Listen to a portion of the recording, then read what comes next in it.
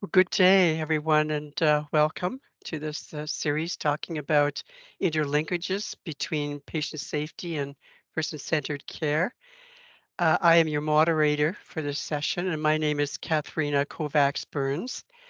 I am here as a volunteer co-chair of Patients for Patient Safety Canada, where we are talking with healthcare professionals and systems about safety conversations and how to prevent safety incidents and improve healthcare. I am also a professor at the School of Public Health, University of Alberta in Canada, and a senior provincial lead in clinical quality metrics within Alberta Health Services, where I am involved in measuring patient, family, healthcare provider, and system measures, experiences to improve healthcare. I am very honored today to present or to introduce two speakers, Mr. Suleiman Alsaf and Dr. Wejdan Al-Munmin. They will be speaking to us on the interlinkages between patient safety and person-centered care. I'll introduce them first, and then they can present. So Mr. Suleiman Alsaf is a PhD clinical research fellow in sleep and respiratory medicine and a lecturer in quality of healthcare at Imperial College London. He is also a faculty member at King Saud University and a registered respiratory therapist in both the USA and Saudi Arabia.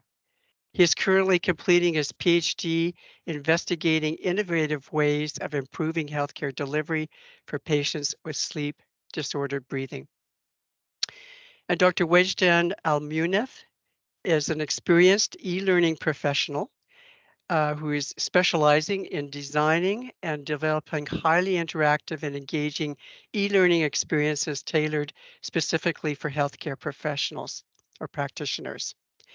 She has created effective learning modules that enhance knowledge and skills in the healthcare field, ultimately contributing to the professional development of the healthcare sector in Saudi Arabia. So without further ado, actually what I might ask you to do, if you have any questions for any of the speakers, please put them in the chat box, and what we will do is open it for question and answer at the end of both presentations. So without further ado, I will welcome Mr. Suleiman to present to us first. Great. Assalamu alaikum. Ahlan wa sahlan. Thank you, Professor Kovacs-Burns, for the kind introduction, and many thanks to المركز السعودي لسلامة المرضى والهيئة السعودية للتخصصات الصحية for their kind invitation for me to speak. So good evening, good afternoon, or good morning, depending on your time zone. As Professor Kovacs-Burns said, that my name is Suleiman Al-Saif, and I'm a module lead for quality in healthcare at Imperial College London, and a faculty member at King Saud University. So I've always had an interest in participatory medicine and patient experience and quality, and how they relate in quality, how they relate to quality in healthcare. And today, I've been asked to cover these two objectives in my talk, starting with a brief introduction on the patient-centeredness approach, or what I prefer to call it person-centered care.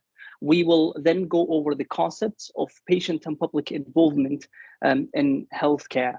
But before I do this, it is important that we remind ourselves about what's happening now in the healthcare systems worldwide. In today's healthcare systems, us healthcare providers are becoming more specialized, working in silos, which leads to gaps in communication and, frankly, a fragmented care. We also see that the world populations are aging, with disease burden shifting toward chronic conditions. And although this is not an issue for the Saudi population at the moment with its young population, but we need to think about it from now. Not only this, but today's patients and families are better informed, wanting more personalized care. And when we take these together, with the increasing concern about unwanted variations in the standards and the quality of healthcare services delivered, potentially impacting the safety of our patients. It is now critical more than ever that we now refocus on providing quality healthcare every time and for all. So as you know, there are agreed on, or maybe not agreed on, domains or criteria for quality in healthcare. However, these three pillars seem to have become universally accepted as the core pillars or the core dimensions for quality in healthcare, and they are interconnected. So can anyone tell us in the chat, please, what do you think is the third pillar? So we have patient experience, we have effectiveness of care, and what would be the third one?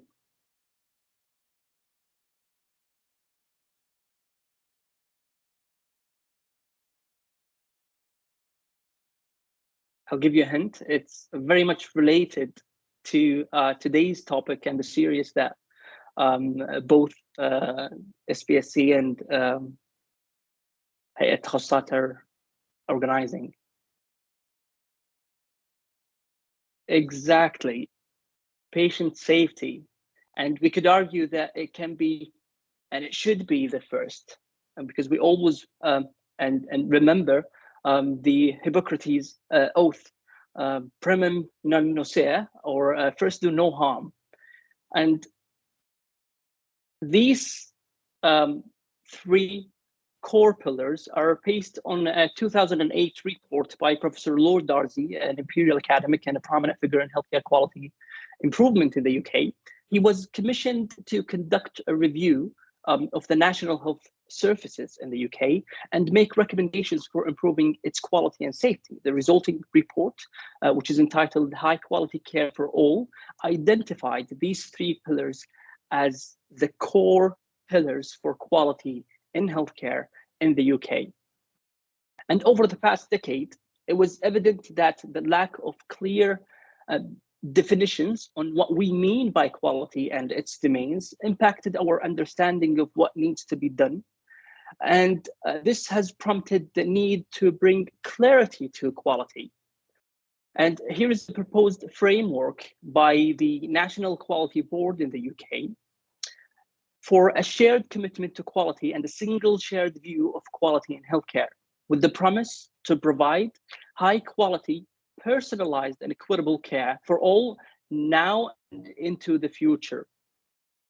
So care nowadays needs to be well led and it needs to use sustainable use of resources. And obviously, as we just explained, that it needs to be safe, meaning that we need to avoid all avoidable harm and risks to an individual's safety. And it also needs to be effective, delivered according to the best evidence to improve an individual's health outcomes. But also, it needs to provide positive patient experience that is responsive and caring. And it takes into account individuals' wants, needs, with compassion and dignity and respect. And with that in mind, if we look at what's happening now in Saudi Arabia, the new model of care, which I know my colleague, Dr. Wijdan, will cover in her presentation later, but I wanted to show you that the new model of care has been designed to ensure safe, swift, beneficiary-centered, as you can see in the diagram, provided efficiently and effectively. And I hope by now that I've showed you the similarity of these frameworks and how they all in one way or another emphasize the importance of patient experience, beneficiary or person-centered care. But how does that mean? What does that mean? And how does that look like in real world practice?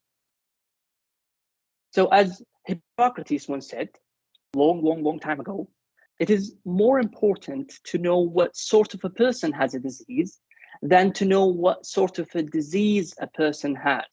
It is therefore a bit surprising that we have only recently started to question the meaning of person-centered care and how treatment and care programs could be tailored to meet the individual's needs of patients and as well as their carers. So this movement, or a new way of thinking per se, was pretty much started by Dr. Carl Rogers, who believed in the 1960s that it is the client, the patient, who knows what hurts, what directions to go, and what problems are crucial, and what experiences have been deeply buried. So Rogers went then to develop a new form of psychotherapy and counseling that, instead of being directive and expert-led, was non-directive, that trusted the client, the patient, to be able to take the lead and find the answers to the right questions for them, and what's right for their care, and what they want and what they need. So fast forward to today, we still don't have a single agreed on definition of the concept. This is partly because person-centered care is still an emerging and evolving area. It is also because if we care about providing patient care that is person-centered, then what it looks like will depend on the needs, circumstances, and preferences of the individuals receiving the care. And what is important to one person in their health care may be unnecessary or even undesirable to another. So it may also change over time, because patients' preferences and needs are dynamic and they can change.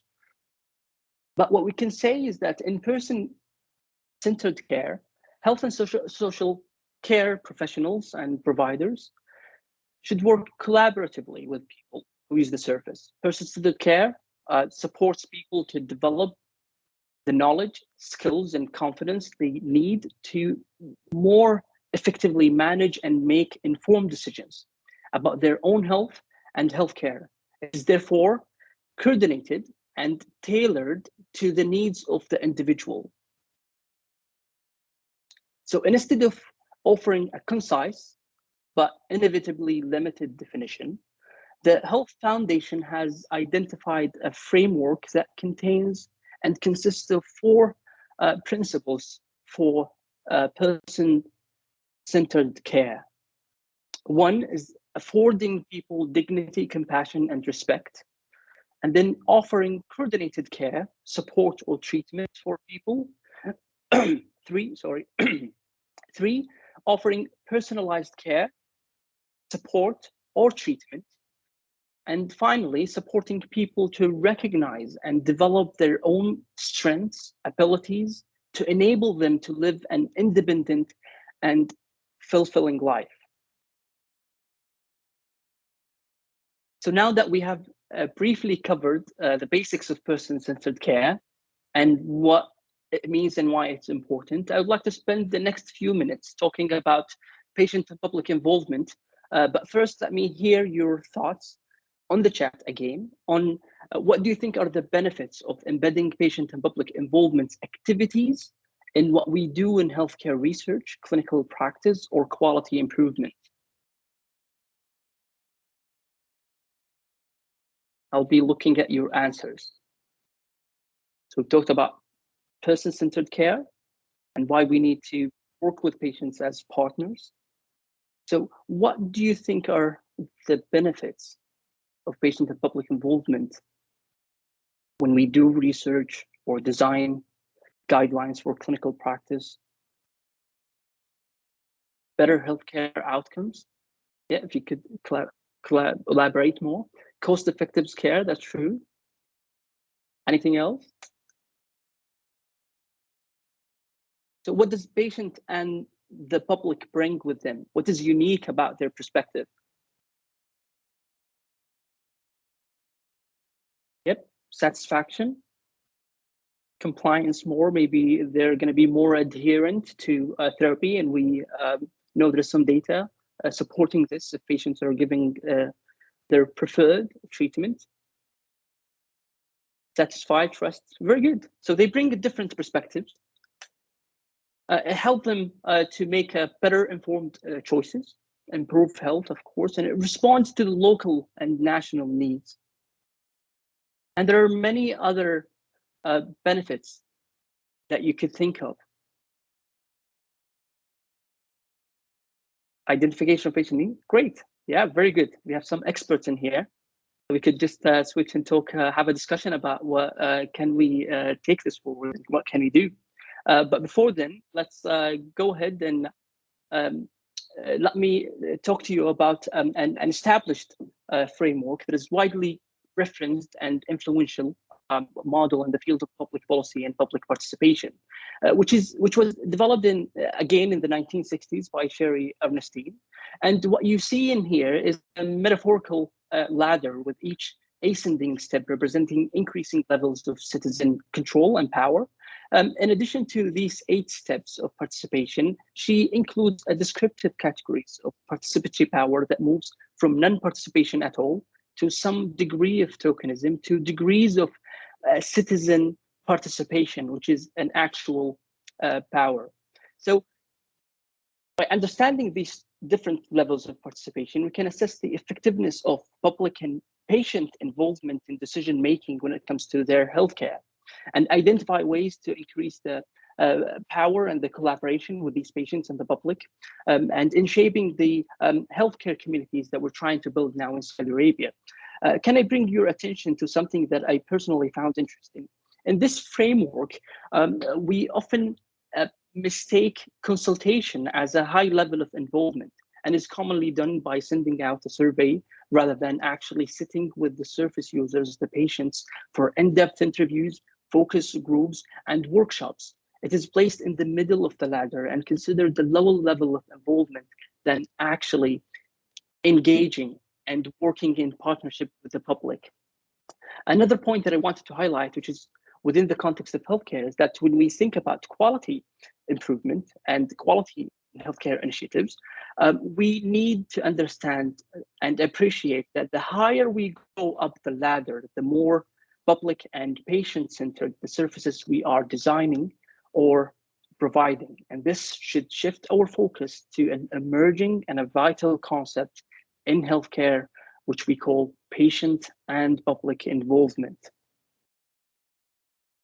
So what does that mean? So, well, from the patient and public perspective, it is as simple as the notion, nothing about us without us, which makes sense, right?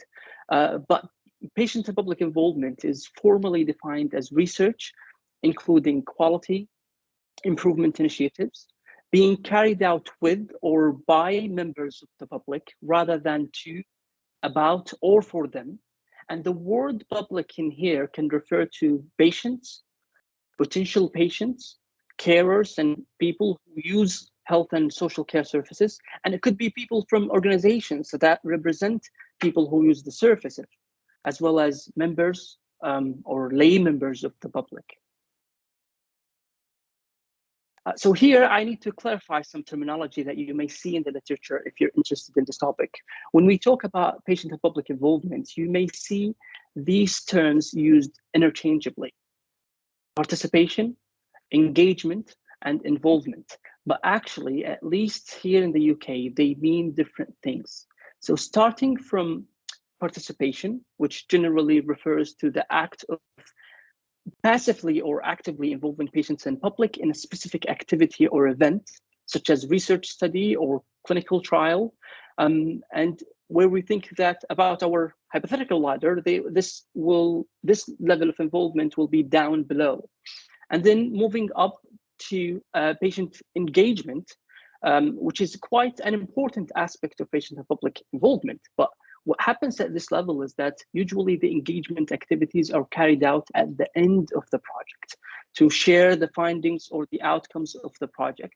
It is not yet the ideal involvement we advocate for, but it can be a route to full patient and public involvement, where the public are involved in shaping healthcare decisions and policies and the entire research and healthcare system, from setting research priorities to participating in the design and implementation of quality improvement projects, and also in the dissemination of the findings. So the public being actively involved in the process of healthcare, from research to clinical practice. So now let me ask you another question, and I'll be interested to hear your thoughts in the chat. So we've talked about the benefit of patient and public involvement. So I want to hear about what your thoughts and which ways can we involve patients and the public to improve the quality and safety of healthcare services. How can we get them involved?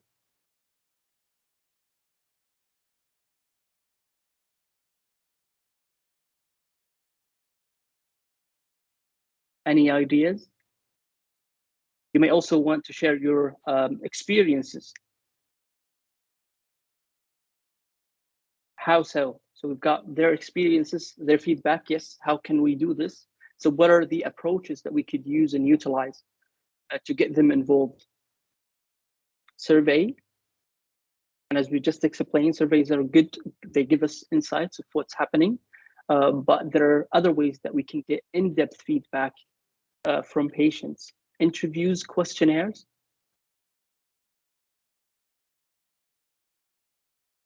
Patient family meetings, that's great, yeah. Safety and quality committees, focus groups.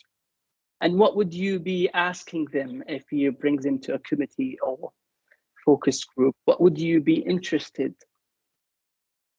in what they think of and what their perspective is?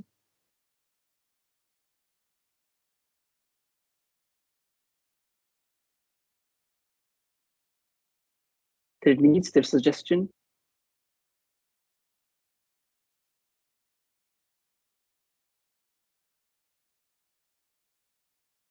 What value they see. Yeah.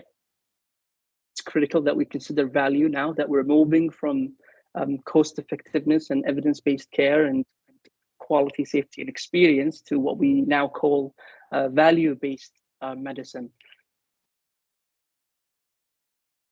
How can we improve our services and what are the safety matters that they can notice? Yep. Very good. Very good insights. Thank you everyone for sharing. So to wrap up my presentation, I hope that you are familiar with this framework that we call the 4 stages of quality improvement cycle. And here I included how we may involve the patients in each one of the cycles. So starting with preparation and planning, in this stage, you can get their unique perspectives and insights on the safety areas that need improving. So we're really actually asking what matters to them, what needs to be done. And this can be via organizational arrangements and stakeholder engagement activity like the committees and etc., which you've just suggested. The second stage is about measuring performance. Here you can get them to participate in the data collection. One specific example is that they can be involved in safety incident investigations, for example, and then they can be involved in the analysis and reporting of the preliminary findings as well. Finally, they can also act as champions, taking forward the recommendations made and ensuring that the action plans are followed to implement the changes. And then when it comes to sustaining the improvements that we've hopefully made, we can get them involved, and they can indeed support the presentation of the reports at a wider scale and promote the projects of continuous improvement, acting as quality improvement partners. With that, I will end my presentation with a huge thank you for listening. And the take-home quote that I like, and it says everything about getting patients involved in health and social care, which is by Aina Haley. And it says, patients can help to facilitate the translation of research from bench to bedside by utilizing their lived experience, because really they are the expert by hand. They are the expert by first-hand experiences. Please do not hesitate to reach out to me through LinkedIn or Twitter, now X, if you have any questions, or if you need any more resources if you're interested in the topic.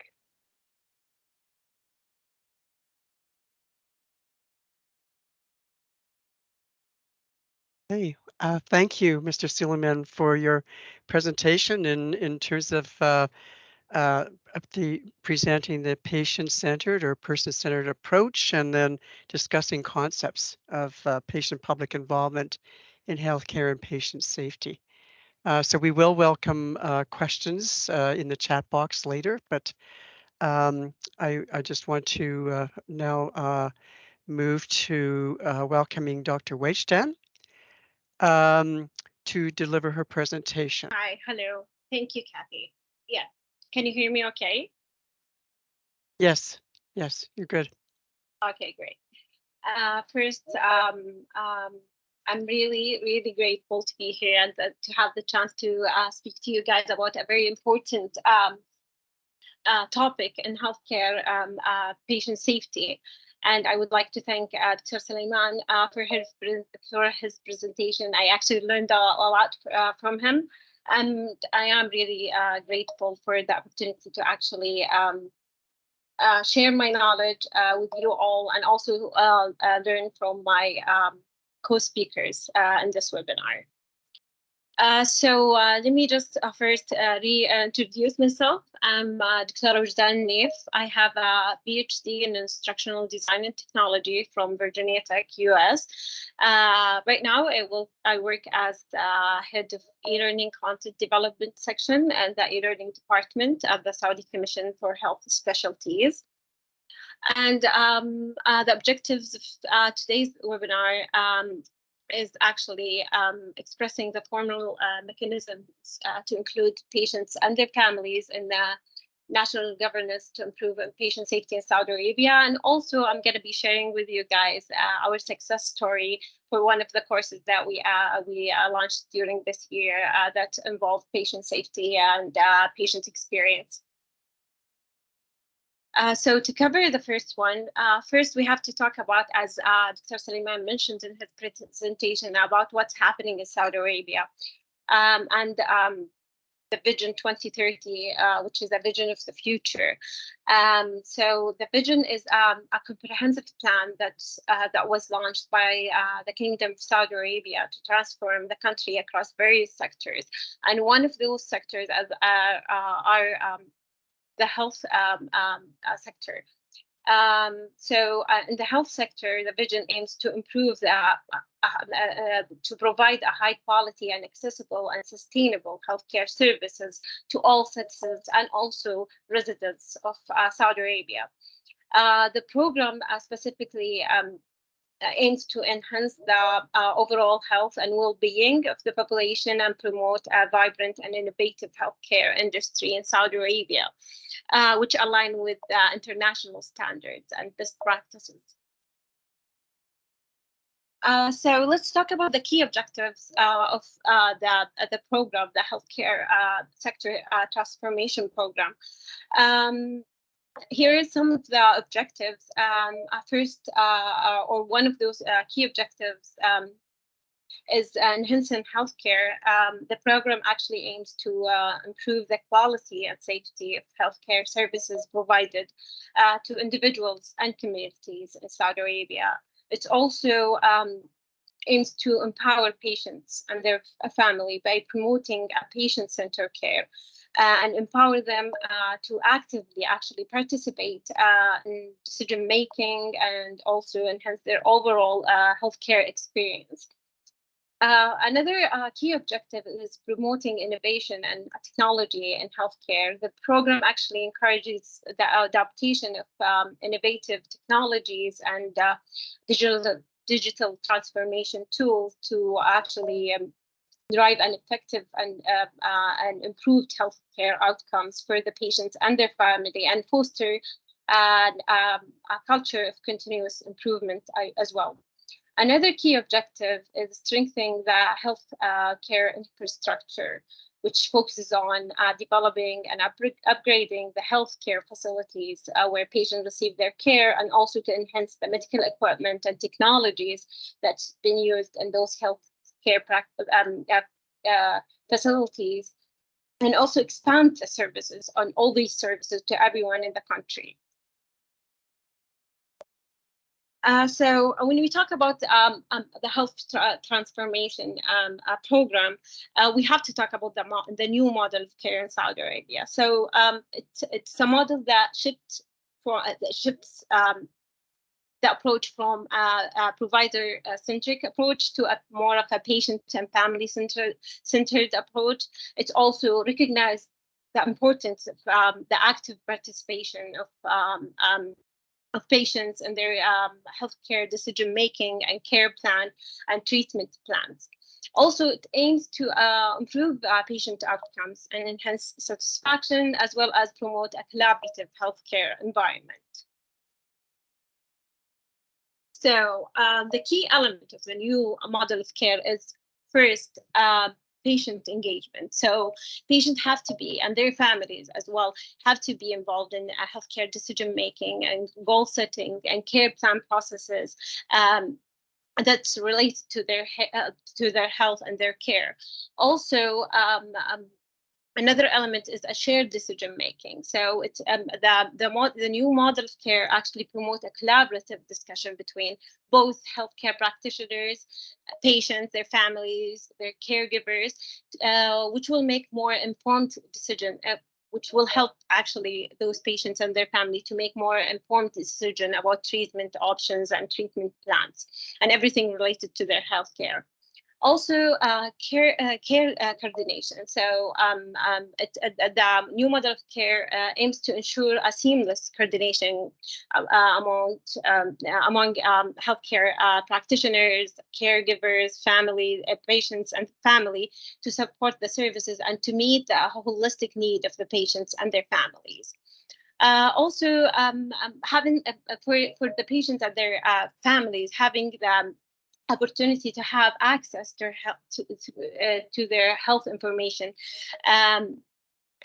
will empower them to actively actually participate in their care and their care plan.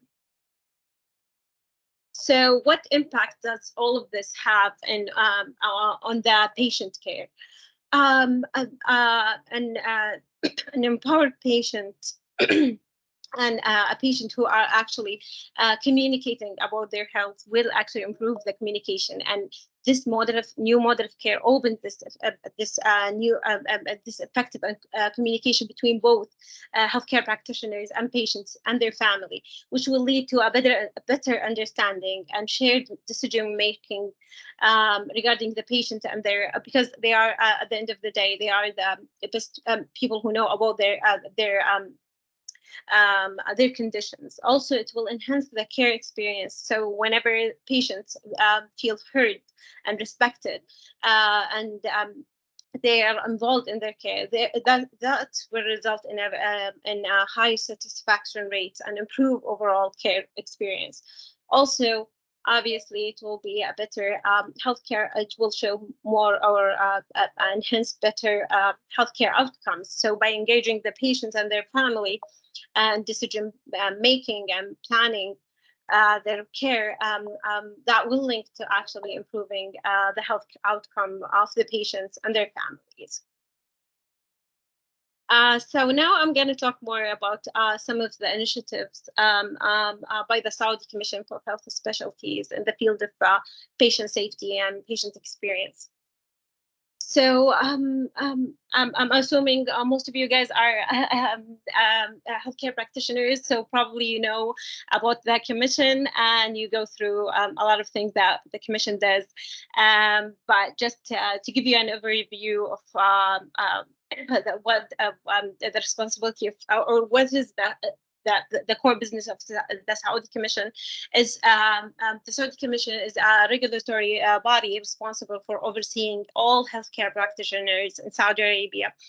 One of the mandates of the Saudi Commission for Health Specialties is that we are committed to promote patient safety and quality of care for all patients across the country. So the main task of the Commission is first, classification and registration, and also the education and training. So when we talk about classification and registration, the Commission actually ensures that all healthcare practitioners are well qualified with the knowledge, skills, and competencies necessary to diagnose their patients in a very safe manner. Also, another aspect, which is education and training, which I'm going to talk more about here in this slide. The Commission actually supervise and oversee a lot of training program. Some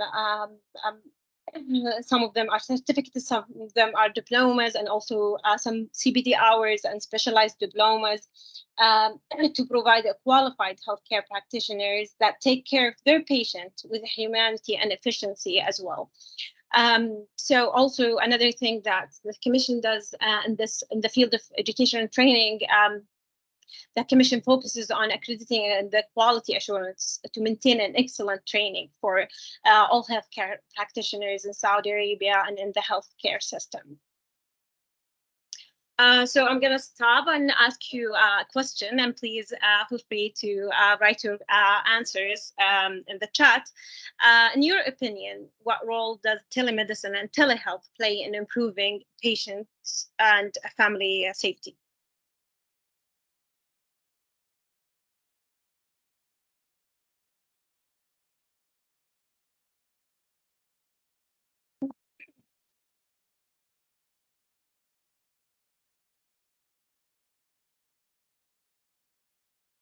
Emergency call, quick response, access to healthcare, good. Fast response to patient concern, timely access, decreased harm, easy access. Okay, all these are really, really good answers. Easy, yeah, I can see easy access being the winner here.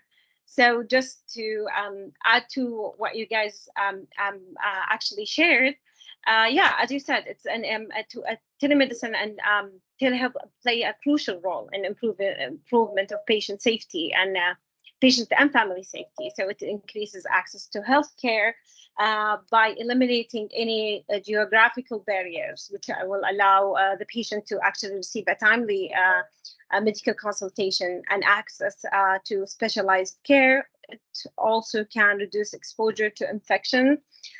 So like what happened with COVID. So remote consultation can actually minimize the need for the patient to be physically in the clinic, which means that the risk exposure to infection will be reduced for both actually healthcare practitioners and as well as the patient and their family. And early intervention, this is another thing that you guys actually mentioned. Telehealth and telemedicine enable continuous remote monitoring to the patients and their condition, which actually give them provide a timely response to any emergencies.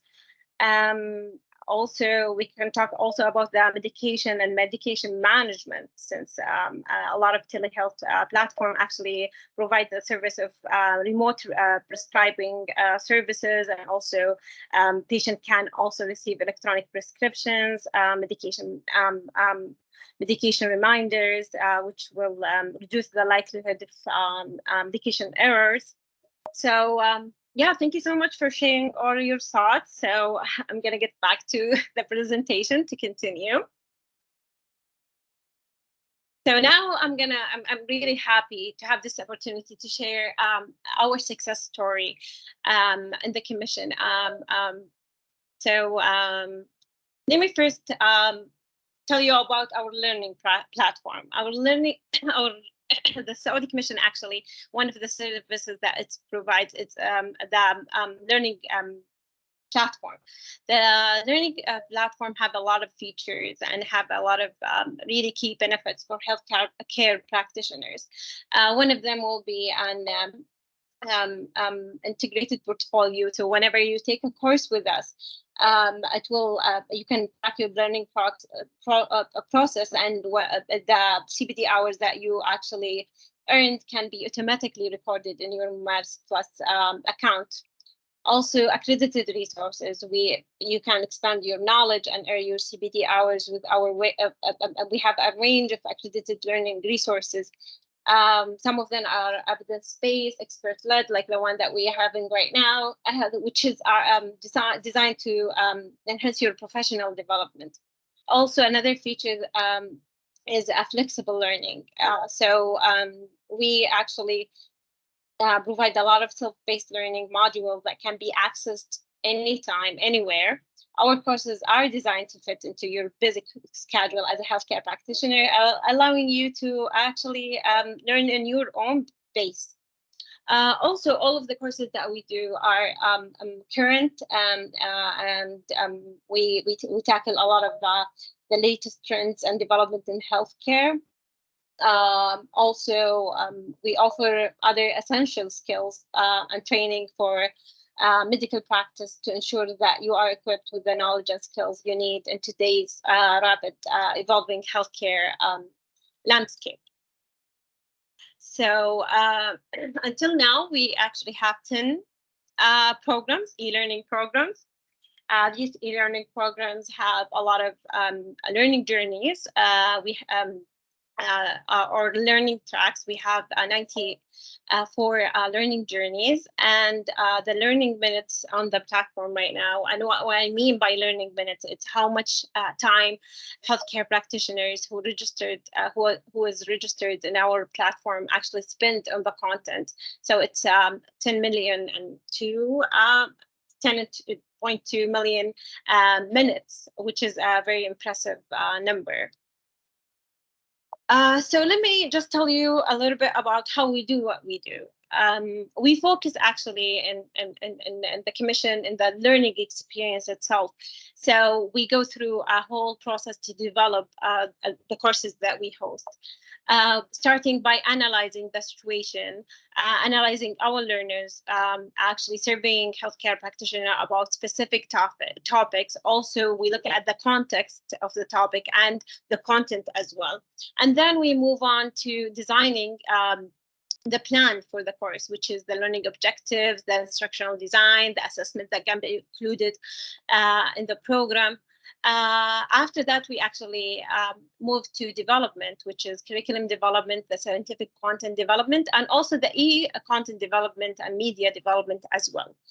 After all of that, we actually implement it and distribute it in our learning platform. And we actually keep an eye on those courses and we evaluate them according to your feedback, if you took a class with us before or not, and learning feedback. And we have a lot of KPIs that we use, and ratios that to make sure that actually we can see the benefit of the courses and the improvement in the knowledge of healthcare practitioners. So giving you a background, just a little background about what we do and how we do it. And now I'm going to talk about our actually success story. So we a few months back, we did have a course launched called Informed Consent in Healthcare, a program. The goal of the course was to improve healthcare practitioners' ability to obtain informed consent before undertaking any procedures or providing care for their patients. The focus was to actually help healthcare practitioners in identifying the fundamental principle of consenting and engaging patients, their guardians, or their representatives in health decision making.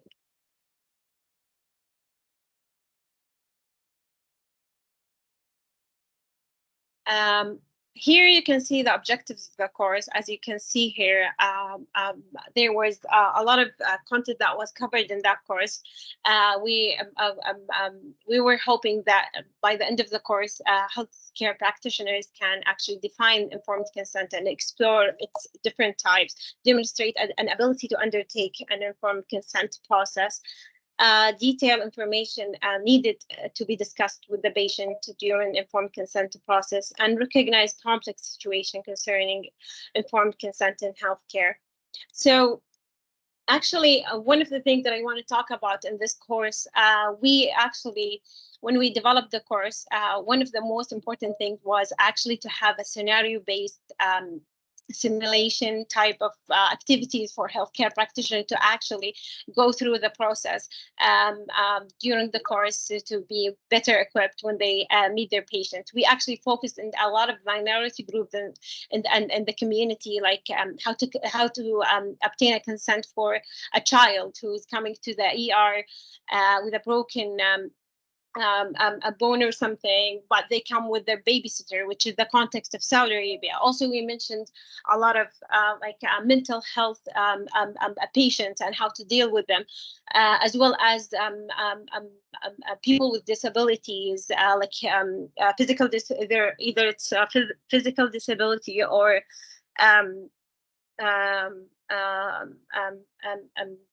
other type of disability, like visually impaired patients, and how to deal with them to provide them with the best care you can do, and actually involve them in the decision-making processes regarding their health. So the real success story is we launched the course on April this year, 27. And in the first 3 days, we actually got 300 healthcare practitioners that finished the course and obtained a certificate, which is a huge number. If we want to divide it to days, that means 100 healthcare practitioners are actually finished the course, which is a record breaking for us in the platform, and it shows how healthcare practitioners are actually want to know and want to learn about this topic specifically. Here are some numbers that I wanted to share with you guys about the program. So since our launching, which is 6 months ago, there's 7,020 healthcare practitioners who explored the course and went through some of the content. We have 4,122 actually certificate holders who actually healthcare practitioners who actually finished the course.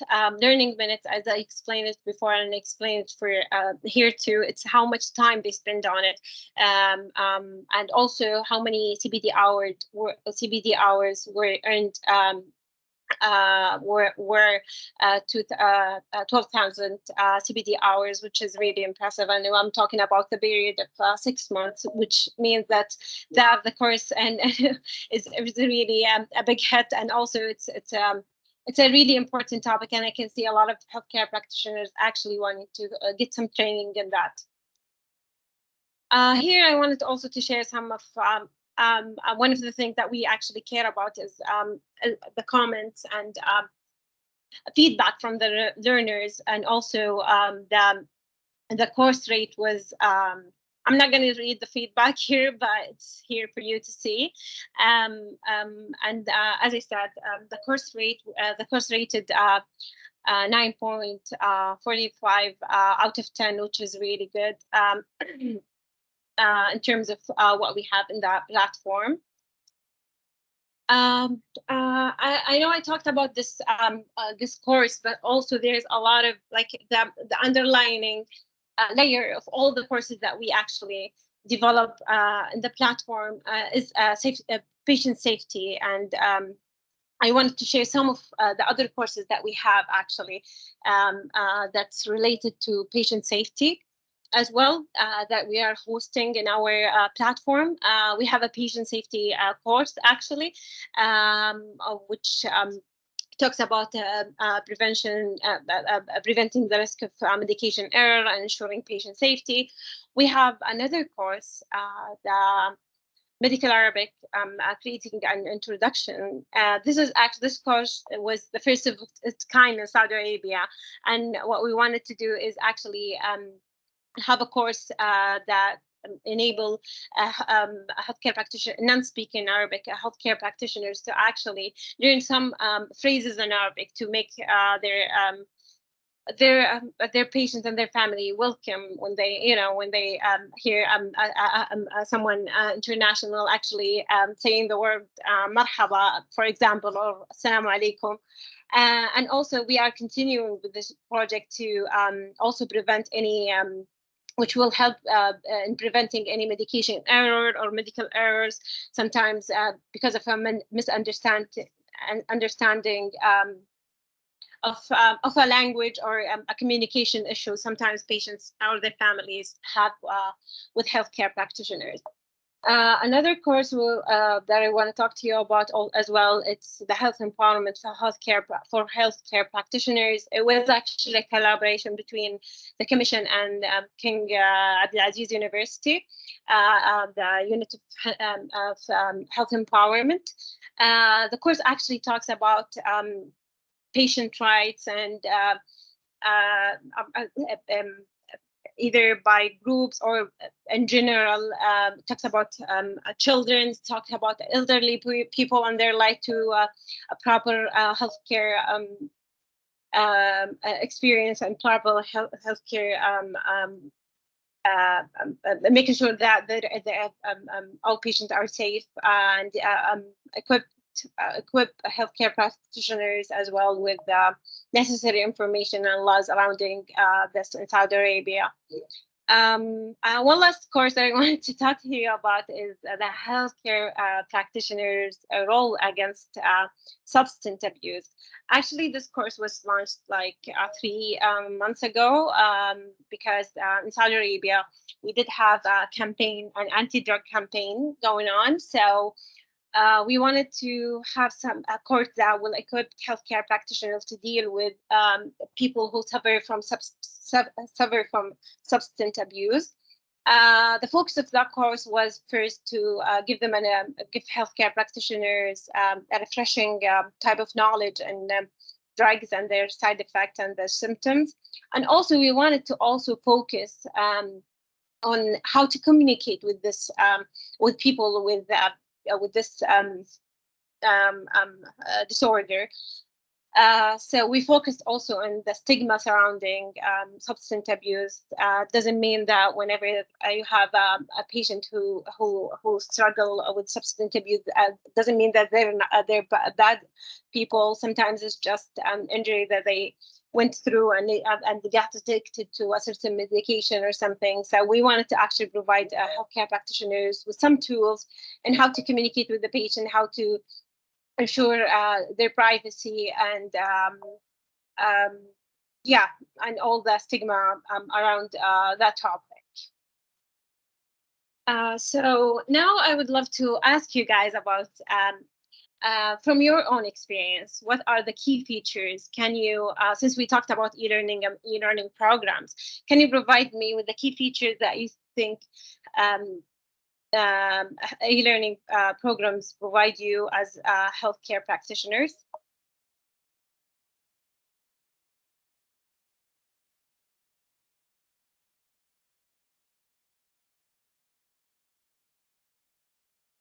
Self-paced.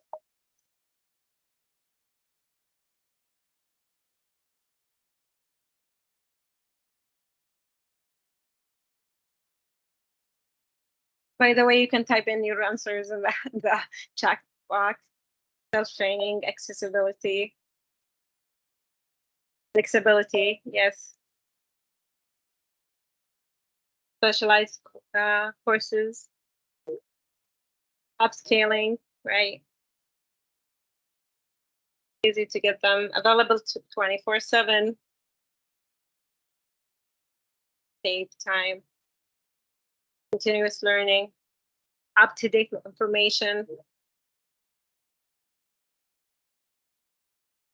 Yeah, I can see a lot of really good answers and evidence-based, yeah. So upscaling, yeah. So you guys actually touch upon there's a lot of benefits of e-learning and key features of this type of learning. So you mentioned the flexibility. and convenience. So it offers those courses offer flexibility in terms of scheduling and location.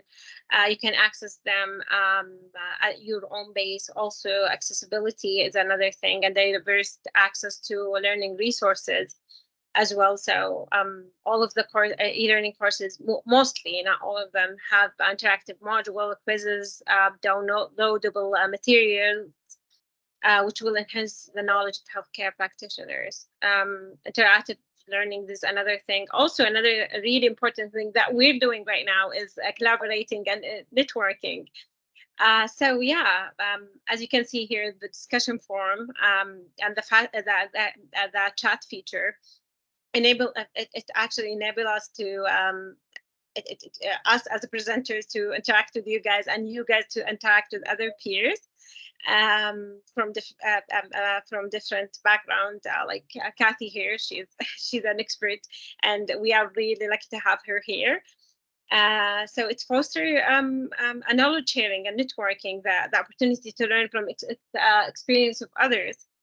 And also another major thing that I would like to mention as well is cost effectiveness. So e-learning programs often provide a cost effective options comparing to traditional in-person training or conferences, which allow you as healthcare practitioners to access a broad range of educational opportunity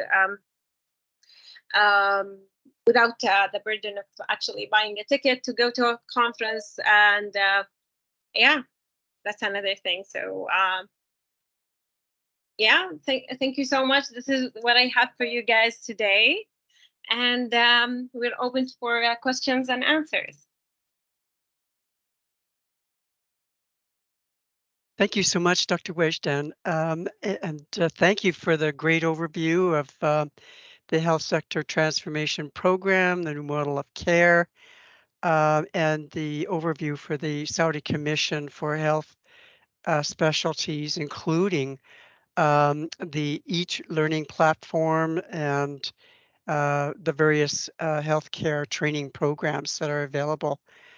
I see a lot of people clapping and appreciative of those things, and in fact, did that also for Mr. Suleiman's presentation. So many of you have had an opportunity to answer some questions from both of the presenters. I think it's now time to open it up and have you ask questions of the presenters, and we will then be able to have them respond to your questions. I know some of the hands went up during the presentations, but let's open it back up.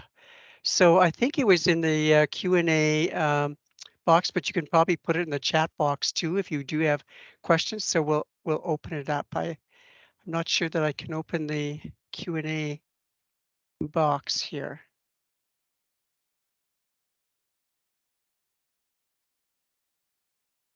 I don't see any questions there yet. Now, do we have the capacity? I was going to just ask for people to just speak up. Can we unmute them? Is that a possibility as well for both of the presenters to respond to, or questions to be asked as opposed to just put in the chat box and Q&A? Yeah. Okay, so if you raise your hand, we're told that we can open the mic for you to actually ask your question. I do see someone with a hands up. Just trying to see if I can open that. Oh, the hand disappeared. Okay, so yeah, please raise your hands, or as I said, put your question in the chat box or the Q&A. People are asking if they can have a copy of the presentations. Any questions from anyone? I'll give you time to put them in the chat box. I don't see any questions yet.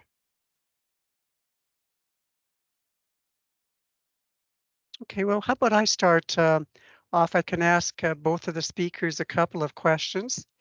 And as you type your questions, or you can think of them, then please do that. So for both individuals, I just wanted to ask, your thoughts in terms of how you would, what kinds of approaches or strategies would you recommend that healthcare professionals engage in to involve patients and the public, whether it's research or whether it's in practice? Maybe even around some of the training sessions in terms of how they, when they implement their training, any approaches or strategies that you would recommend for healthcare professionals to do?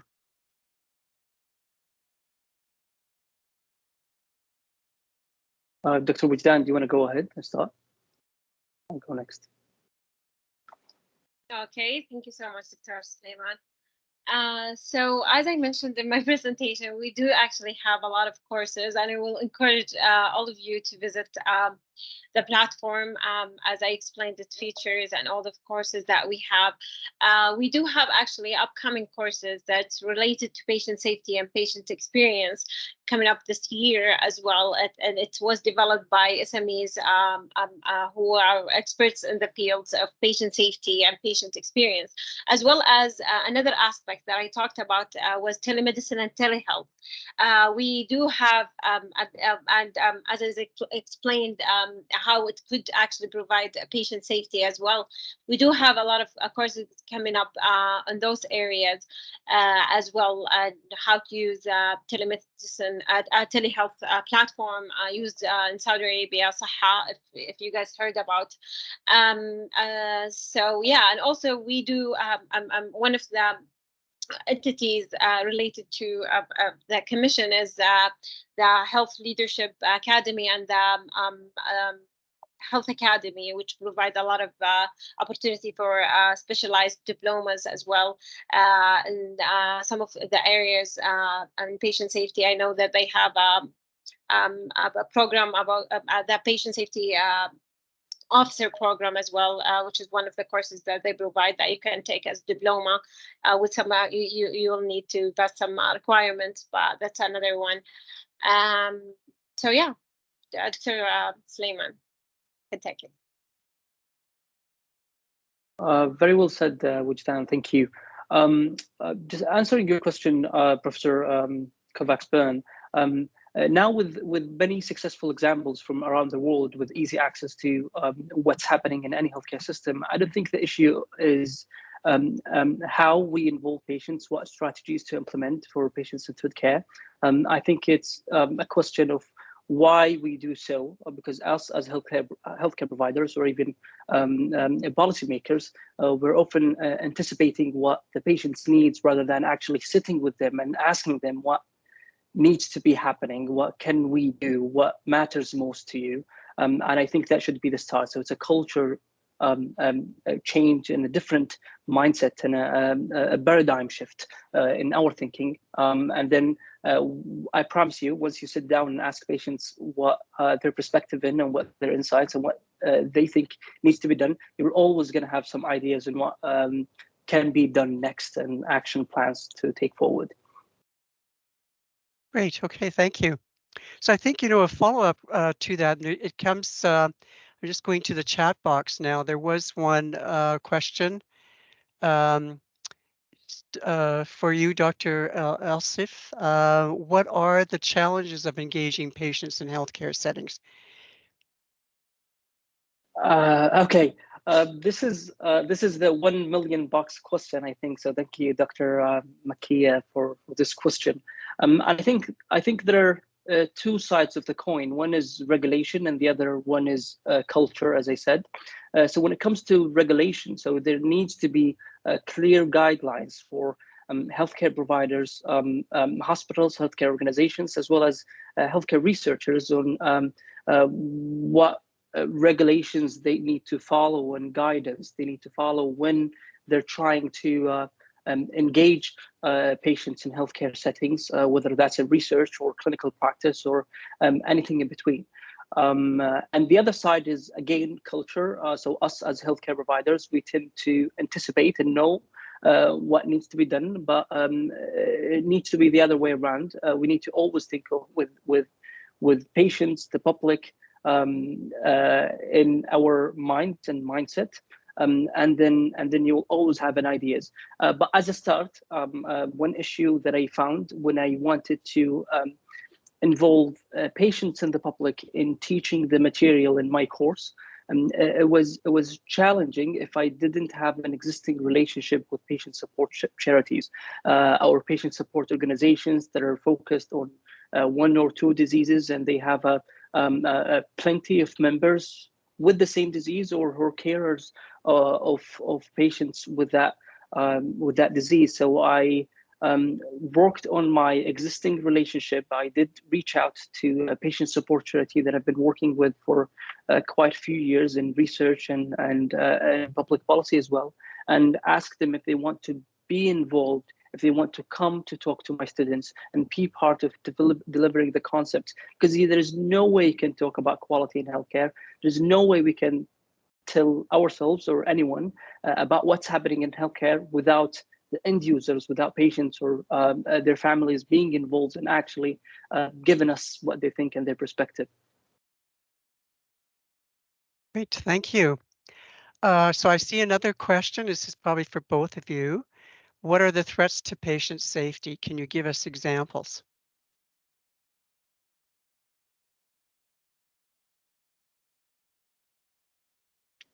I'm not sure I understand this question correctly, but if you mean what areas of patient safety can patient involvement be beneficial, I could give you one example. Is that we could always have the patient informed when it comes to providing healthcare in a hospital for settings, so they can work as knowledge brokers when it comes to disseminating health and health issues and information. They could also act as accountability bodies for healthcare providers. We've had a pandemic a couple of years ago now. Time goes by so fast, and we know that it's really critical that you wear your mask. Maybe wash your hands before you come into any patient room. So that can be an example where patients are encouraged to just flag out if a healthcare provider comes in without washing their hands or without putting their mask on, and that will essentially improve the patient safety. I think that's one example that I can think of. Thank you. Dr. Wejdan, did you want to take that one on? So the question was, what are the yeah. What are So Dr. Sulaiman, he actually covered the area, but I'm just going to use one of the examples that we have and that I actually shared with you guys a couple of minutes ago. Sometimes miscommunication will be a cause of some medical errors, and as I said, we one of them being not knowing the language, or a mistake in the language, or a mistake in like you have to take it in the morning, they take it in the night, or you have to take 2 and they take 4. So this is another thing usually, and this is why that was actually the goal for us with the medical Arabic course. It's just to make sure that, and we're not talking about just people in Riyadh or major cities in Saudi Arabia. It's also about people who in small towns in Saudi Arabia who actually their English is not so good, and maybe there will be a misunderstanding or something. So that's another thing that I can think of, to be honest. But I think my co-speaker, he actually elaborated on this more than I did. So thank you, Dr. Sulaiman. Thank you. I do believe that miscommunication or communication is a big one, isn't it, for making sure that everyone is on the same page when it comes to talking about safety conversations. And I always say is that, people feeling comfortable to talk about safety as a preventative kind of thing too. So there's lots around that. And I think that that's really important. So thanks for that question and good answers too. Dr. Wejdan, what skills do you recommend to healthcare providers to attend to update their e-learning? As I said, we have our learning platform. We have other actually entities in Saudi Arabia that provide e-learning courses. And actually, one of the things that the Commission is responsible for is accrediting all or courses, online programs that's provided for healthcare practitioners in Saudi Arabia. So whenever there's an entity that wants to actually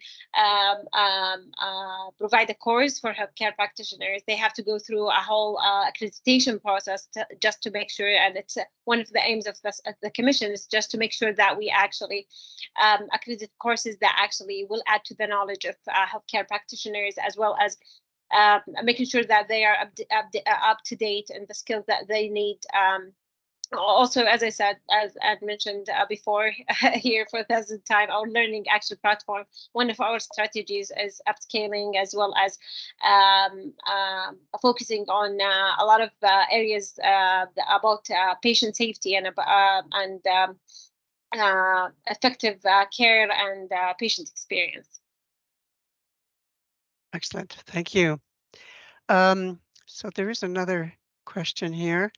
How we can counsel the families taking care of their loved ones at home if they are not well trained, but how we can encourage them to make them independent in some sort of activities. I'm not. So it's more around the counseling. How can we counsel families taking care of their loved ones at home? You know, they may not have the training, but how do we encourage them to that process or set of activities? What sorts of activities is the way I'm interpreting that? Either one of you, I think, could take this, perhaps. Yeah, I think it goes back to the quote that I presented from Dr. Rogers, when it says that the client, that the patient knows what needs to be done, knows what hurts, and what can we do. And I think there is two sides of this issue. So if the carer or the patients themselves are not trained well enough, and they're not supported with passion and dignity on how to take care of themselves at home, so they're not. The terminology that used, they're not activated patients in the healthcare in a sense. Of course, they're going to have issues. Of course, they're going to lack the confidence to take care of their loved ones at home. And I think this falls on lack of empowerment from our sides. So they shouldn't be discharged from the hospital without proper training on how to take care of their loved ones. Otherwise, they need to be conversations and training them before. I mean, that's my opinion, at least. Thank you. Wishdan, do you want to take that one as well? Actually, Dr. Sulaiman provided a really good answer to that question. I will leave it at that. Okay. All right. Thank you. Okay, we have another question. Do you have any metrics that measure or reflect patients' engagement or KPIs in safety and quality? Again, both of you could answer that probably.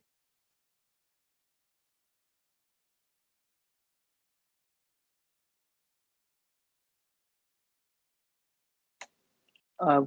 Wujdan, do you have a?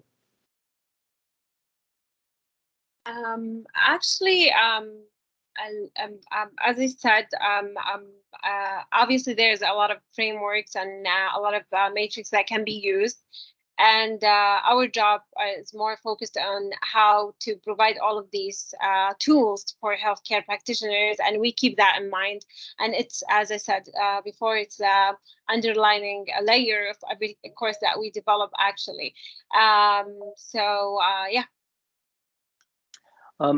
Thank you. From my perspective, I think when it comes to healthcare researchers as well as clinical practice, I think it depends on why you need these metrics and for what purpose.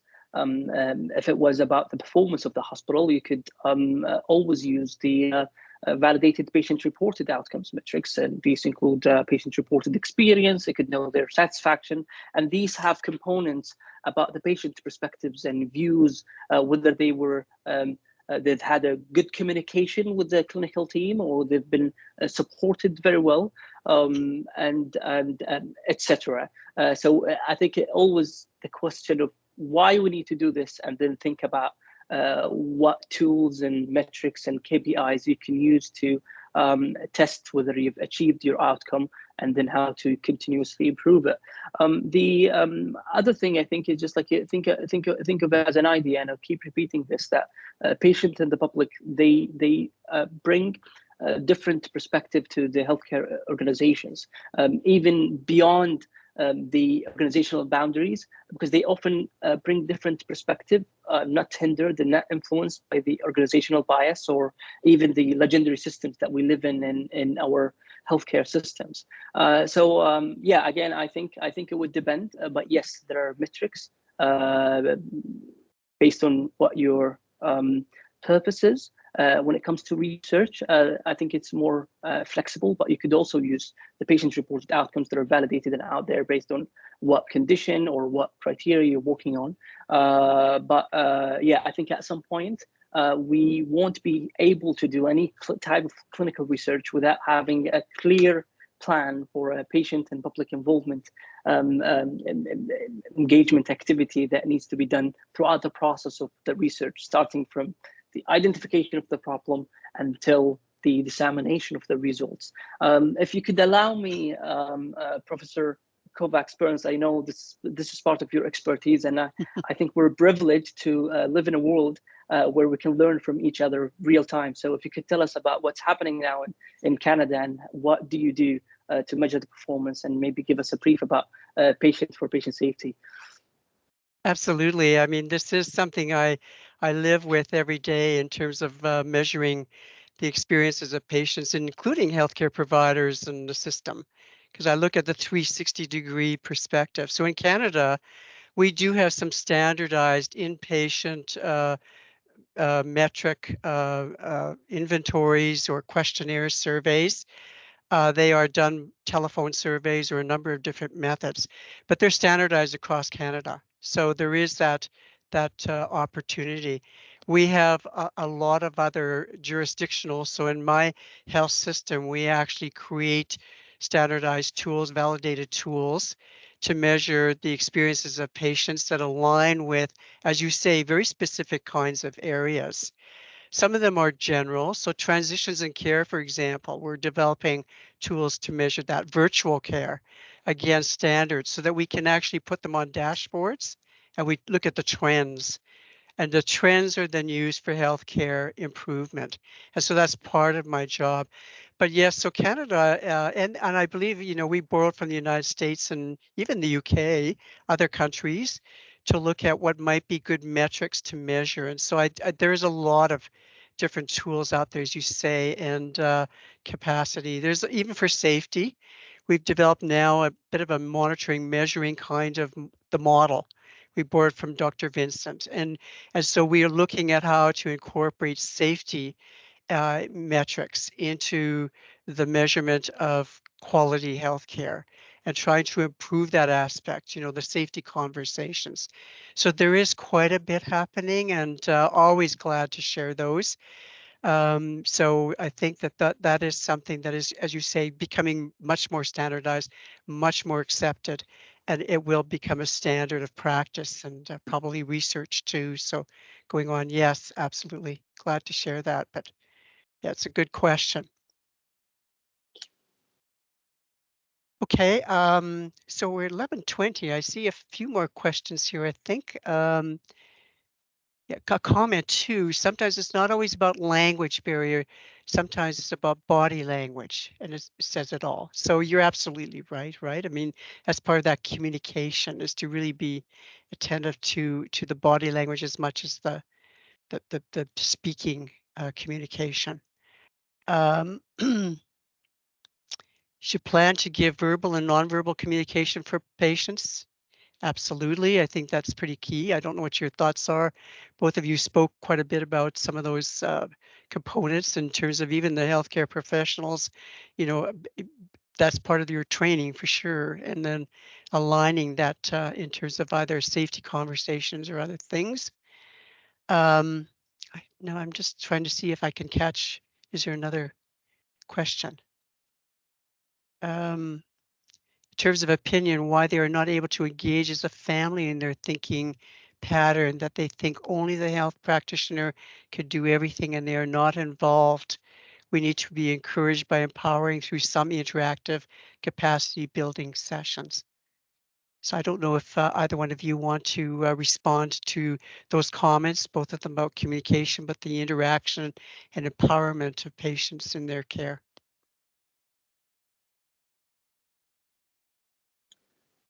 I was just going to say, I very much agree with you, Dr. Dell, about your comments about activating the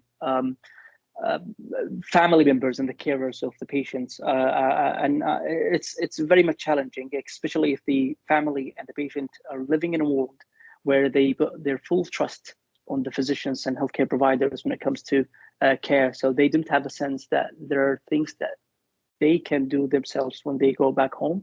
And again, I think it's an issue with a culture and mindset, and it needs to take time and it needs effort from both sides. But obviously, it needs us being proactive when it comes to having programs, especially for those with chronic conditions that we know are going to need long-term care, that they can be able, or they're activated in a sense where they can take that care of themselves, or either their loved ones or their carers can take care of them.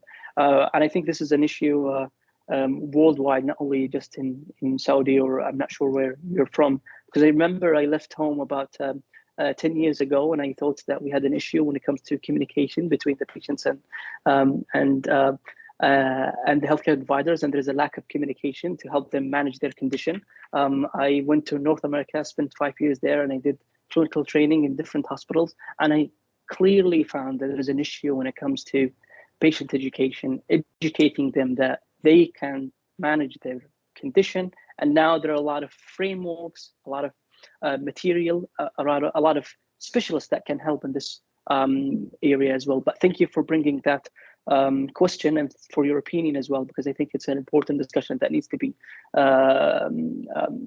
held not only here, but also any healthcare system.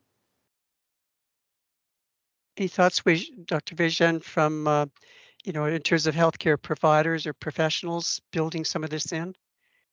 Yeah, actually, you both actually covered the question. I just may add, as I said in the beginning of any course that we approach, actually, the one thing, the most important thing is survey healthcare practitioners and see what they're going through, because they are the front runners and they are the one who actually work with the patient. So sometimes we actually, and this is why we do this, it's because we want to know what problems, what issues, what trainings that you went through or want to go through to actually provide a better care for your patients.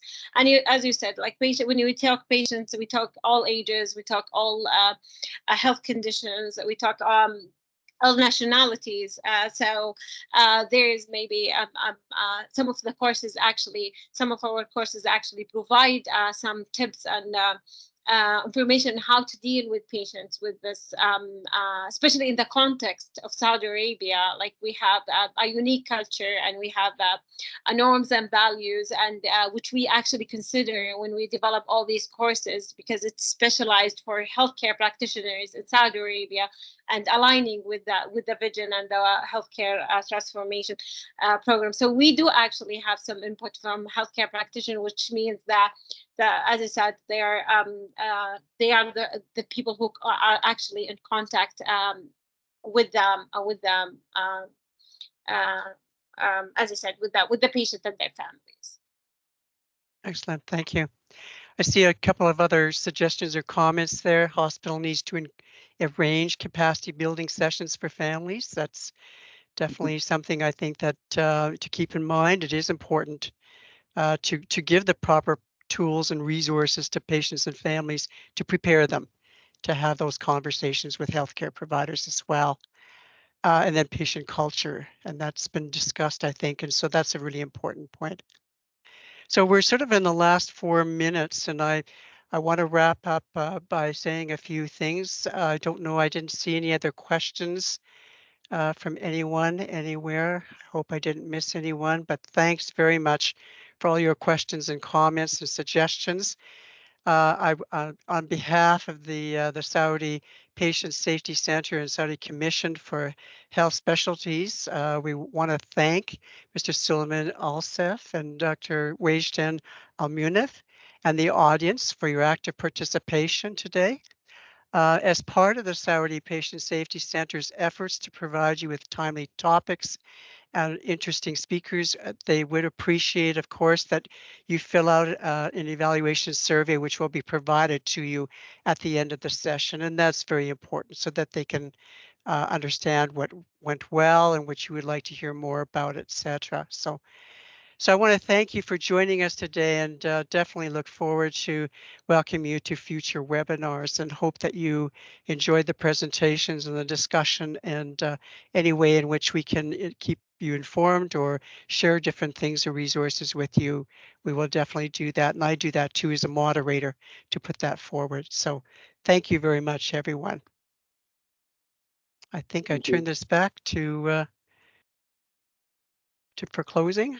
Any other closing? Any last comments, Suleiman? Wajdan? I just want to say thank you very much for having us today. It was a lovely conversation as always, and I very much look forward to meeting you all again, whether here in the UK or Saudi or maybe in Canada at some point.